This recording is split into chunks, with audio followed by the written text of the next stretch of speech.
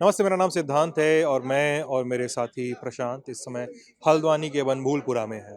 ये वो चौक है, अगर मेरे पीछे देखें तो सड़क इतनी खाली। और प्रशांत अगर अपने चारों ओर दिखा पाएँ तो मीडिया कर्मियों और पुलिस कर्मचारियों, उसके अलावा पीडब्ल्यूडी और यानी लोक निर्माण विभाग जो होता है, उनकी गाड़ियों, उनकी जो लोड शेडिंग वाली गाड़ियाँ होती हैं, उनके अलावा और कुछ दिखाई नहीं दे रहा है। कर्फ्यू लगा हुआ है। क्यों? क्योंकि 8 फरवरी 2024 की शाम यहाँ पर हिंसा शुरू हुई, बदस्तूर हिंसा जो 4-5 घंटे तक चलती रही। क्यों हुई, किन वजहों से हुई, ये सब आप खबरों में देख चुके हैं। पुलिस और नगर निगम के कर्मचारी एक अतिक्रमण हटाने पहुंचे, उसके बाद स्थानीय लोगों में इसका विरोध किया। अतिक्रमण के रूप में वहाँ पे एक मदरसा, एक नमाज घर मौजूद था और स्थानीय जनता मुस्लिम समुदाय की थी, तो उन्होंने इसका प्रोटेस्ट किया और फिर शुरू हुआ विरोध, लाठीचार्ज, पत्थरबाजी, आगजनी, बोतल का फेंकना, चाकुओं का फेंकना और फिर आई पुलिस की फायरिंग। इन सब के बीच में बहुत सारे जान और माल की क्षति हो चुकी है। इसके अलावा प्रशासन ने इंटरनेट बंद कर दिया, इसके बाद मोबाइल, ब्रॉडबैंड, तमाम ब्रॉडबैंड और फाइबर जैसी सेवाओं को भी बंद कर दिया। गोया इंटरनेट को बंद करने से हिंसा नहीं भड़कती है, इसको पहले ही सॉर्ट किया जाना था। इसके अलावा प्रशासन पे और भी बहुत सारे लेवल के सवाल उठाए जा रहे हैं। अतिक्रमण हटाने के लिए शाम को 4 बजे का वक्त क्यों चुना गया? क्या प्रशासनिक स्तर पे इंटेलिजेंस फेल्योर था कि सरकारें इसको भांप पाने में, एडमिनिस्ट्रेशन इसको भांप पाने में असफल रहा? और यहाँ पर क्या हुआ, इनको जानने के लिए, समझने के लिए हम अपने सहयोगी राहुल से बात करेंगे। राहुल हल्द्वानी से ही इंडिया टुडे आज तक के लिए रिपोर्ट करते रहते हैं। राहुल, पहले बात करने के लिए बहुत बहुत शुक्रिया। कल जब ये घटना हुई थी, आप कहाँ थे उस समय दोस्त? देखिए, हम ग्राउंड रिपोर्टिंग कर रहे थे उसी टाइम। जैसे हमें पता चला कि प्रशासन की जो टीमें हैं, नगर निगम की जो टीमें हैं और स्थानीय जो पुलिस थी, उनकी जो संयुक्त टीम थी वो मौके पे पहुंची थी, क्योंकि पहले से ही वहां पर कुछ दिन पहले वहां पर नोटिस दे दिया गया था। जिसके बाद कल लगभग 4 बजे के आसपास का समय था। किधर सारी किधर है वो क्षेत्र, कहाँ पे है? ये मैं दिखाना चाहता हूँ कि ये बॉर्डर पर हम खड़े हैं हाँ। और इसका नाम है ताज चौराहा।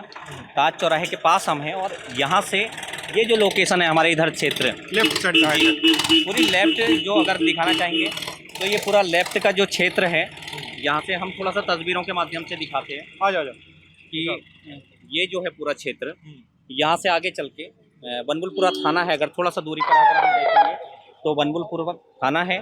थाने से थोड़ा सा आगे दूरी पर लगभग 2 किलोमीटर दूरी, बनबुलपुरा थाने के 2 किलोमीटर दूरी पर पहुंचने के बाद जो एक नमाज घर बनाया गया था और साथ ही उसके अलावा जो एक मदरसा था जहां पर बच्चों की पढ़ाई कराई जाती थी, वो जो पूरा मामला था, वो एक जो भूमि थी उसकी लीज समाप्त हो गई थी और उस भूमि को नगर निगम अपने हैंडओवर लेने का प्रयास कर रहा था। उसी अतिक्रमण को तोड़ने के दौरान जो वहाँ के कुछ अराजक तत्व, जिन्हें हम कह सकते हैं, उन अराजक तत्वों के द्वारा पुलिस पर, प्रशासन की जो टीमें हैं, उन पर पथराव किया गया। और उसके साथ ही जब अलग अलग क्षेत्रों में, क्योंकि ये गलियाँ जो है वो बहुत पतली गलियाँ हैं, बहुत यही छोटे गलियां, छोटे। जैसी इसी तरह की जी, गलियां होंगी बहुत इससे सारी। भी बहुत, मतलब ये तो फिर भी बहुत काफ़ी चौड़ी आपको दिखाई दे रही होगी गली। हाँ। लेकिन अगर हम अंदर चलेंगे उस क्षेत्र में हाँ। तो आप ये मान के चलिए कि बहुत संकीर्ण गलियाँ जिनको कह सकते हैं, व्यस्त गलियाँ, वो गलियाँ थी। और मतलब ये मान के चलिए जिस तरीके से बैरिकेड हम दिखाते हैं, हाँ। ये बैरिकेड जगह जगह लगाए गए थे। और जहां भी पुलिस खड़ी थी, क्योंकि पुलिस कम संख्या में थी लेकिन जो उग्र भीड़ थी वो बहुत भारी संख्या में आ रही थी, कि जिस तरीके से हमने लगातार वीडियो में भी दिखाया और लगातार चल रहा है। तो एक तरफ से पुलिस के लोग थे और दूसरी तरफ जो उग्र भीड़ थी वो बहुत भारी संख्या में थी और लगातार जो भी उन्हें मिल रहा था, अगर ये तस्वीरों में हम दिखाएंगे तो ईंट पत्थर या जो भी चीजें उन्हें दिखाई दे रही थी, अच्छा, ये या वही पत्थर हैं सीमेंट जो के। चले हुए हैं हाँ कल? जी, ये देखिए इस तरीके से जो भी उग्र भीड़ के हाथ पड़ रहा था, चाहे वो ईंटें थी, पत्थर थे या सीमेंट के जो तोड़ करके जो उनके हाथ लग रहा था, सीमेंट के ब्लॉक तोड़ के जी, जो निकले जो पत्थर। सीमेंट की जो इस तरीके के जो ब्लॉक थे, हाँ। उनको तोड़ करके, हाँ। इसको अलग अलग भागों में तोड़ करके वो लगातार पुलिस पर पत्थर मार रहे थे। और उसके साथ 2 लोग उनके निशाने पर थे, एक तो पुलिस प्रशासन और उसके साथ ही जो दूसरी बात करें वो थे मीडिया कर्मी, और नगर निगम कर्मचारी भी। नगर निगम के कर्मचारी, प्रशासनिक जो भी पूरी टीमें थी वो संयुक्त टीम। हाँ। और उनके सामने एक जो दूसरे लोग थे वो थे मीडिया कर्मी। हाँ। तो उनको डायरेक्ट निशाना बनाया जा रहा था, जैसे कि आपने देखा होगा, अभी आप हाँ। पूरे फील्ड में घूम रहे थे तो लगातार हमने अस्पताल में भी, जो बहुत सारे हमारे जो साथी है वो बहुत सारे लोग घायल हैं, किसी के सरों में चोट है और जो ठीक पुलिस है। कर्मचारी है बहुत सारे लोग ठीक घायल है, हैं। तो यानी अगर इस रोड पे बात करें जी। तो इस रोड पे आगे आगे जहां तक हम इसको स्क्रीन पे पैच कर लेंगे। करेंगे प्रशांत कि जहाँ पर हम दिखा रहे हैं वो थाना है, जहाँ तिरपाल लगा है, पीले रंग का, नारंगी रंग का तिरपाल लगा है, वहाँ पे थाना है। और उसके बाद इधर के इलाके में भी हिंसा हुई है। इधर के जो इलाका है वो फिलहाल पुलिस ने हैंडओवर लिया है और यहाँ पर फिलहाल शांति है, लेकिन इस वाले क्षेत्र में जहाँ पर हम मौजूद है, इससे इधर जो है वो कहीं ना कहीं हिंसा भड़की थी। और जो इधर था वो तब तक जो बाजार था वो बंद कर लिया था। छतों से भी पत्थर चलाए गए थे, ये कहा गया। चारों तरफ से, क्योंकि जो गलियां थी वो बहुत छोटी गलियां थी, मतलब चारों तरफ से जो पत्थरबाजी हो रही थी। जो पुलिस के जो कर्मचारी थे या जो पत्रकार थे या जो अन्य जो विभाग के लोग थे, उनको ये नहीं पता चल रहा था कि अभी जैसा हमने लोगों से बात करी, उनको ये नहीं पता चल रहा था कि कहाँ भागना है, कहाँ बचना है और कहाँ वो बच पाएंगे।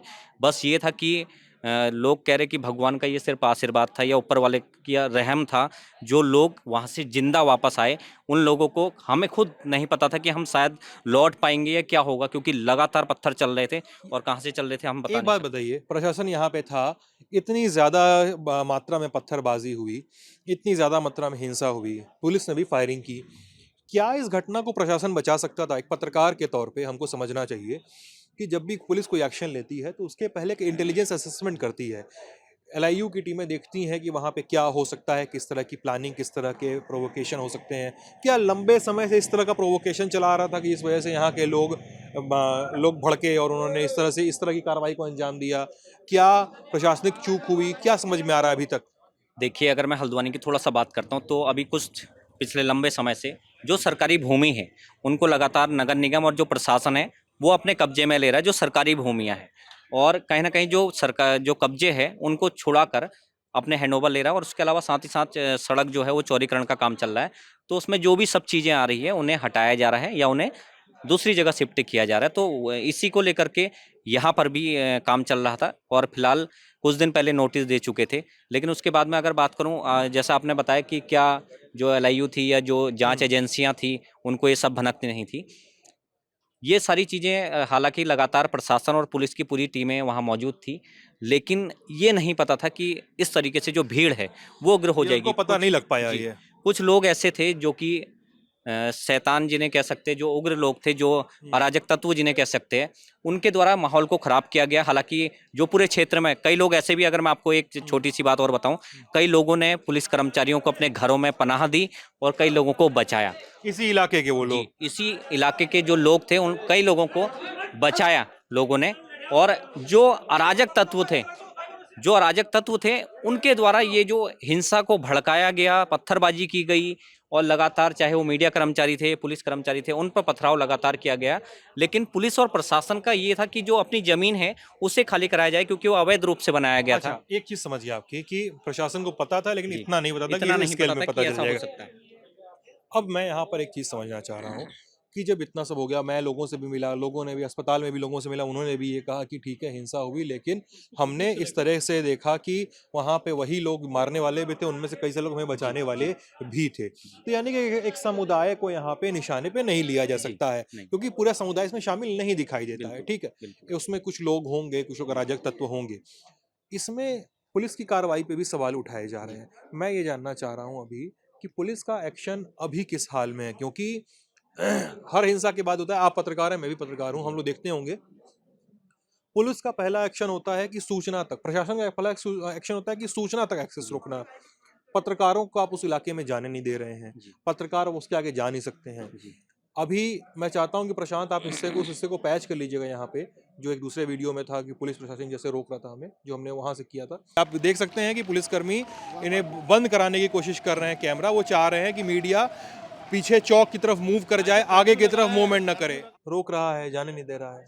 तो क्या अभी सूचनाएं निकालना, सही सूचनाएं निकालना और खासकर दूसरे पक्ष से बात करना, मुस्लिम पक्ष से बात करना, कितना आसान कितना कठिन है? देखिए, जो प्रशासन ने इस समय रोक लगाई है कि इधर जो मीडिया कर्मी है वो नहीं जा सकते, और इसके साथ ही इंटरनेट जो है आपको पता है कि बंद कर दिया है पूरी तरीके से, वाईफाई को भी, और मोबाइल जो कनेक्टिंग है वो भी बंद है, सिर्फ कॉलिंग इस समय चालू है। प्रशासन का भी जब हमने बात करी, जिलाधिकारी नैनीताल और एसएसपी नैनीताल के द्वारा बताया गया कि मीडिया का कहीं न कहीं एक अहम रोल होता है, और जो हिंसा है वो ताकि भड़के ना, लोग जो है वो मतलब कंट्रोल में रहें। तो जिस वजह से शायद मुझे लगता है कि मीडिया को अभी वहाँ जाने नहीं दिया जा रहा है। लेकिन एक ये भी है कि अगर मीडिया कर्मचारी बाय चांस वहाँ जाते, क्योंकि कल जो आपने तस्वीरें देखी और आप अभी अस्पताल में खुद मिल करके आए। तो मीडिया कर्मचारियों को भी, जो कर्मी थे मीडिया कर्मी, उनको बंधक बनाया था, उनको कई लोगों को चोटें पहुंचाई थी। तो प्रशासन और पुलिस, मुझे लगता है कि शायद ये भी चाह रहे हों कि जो लोग हैं मतलब सुरक्षित रहें, ताकि, और वहाँ के जो लोग हैं, जो भड़के हुए लोग हैं, जो समुदाय के लोग हैं, वो कहीं ना कहीं मतलब इस तरीके का कुछ कदम ना उठाए, ताकि किसी को मतलब जो हिंसा हो गई है उसको अब बिल्कुल कंट्रोल में किया जाए और धीरे धीरे करके जो स्थिति है वो सामान्य की जा सके यहाँ की। Thank you Rahul. इस मसले पे हम लगातार रिपोर्टिंग कर रहे हैं, आप भी ललन टॉप के साथ बने रहिएगा। कैमरे की वजह साथी प्रशांत, आप सभी का बहुत बहुत शुक्रिया।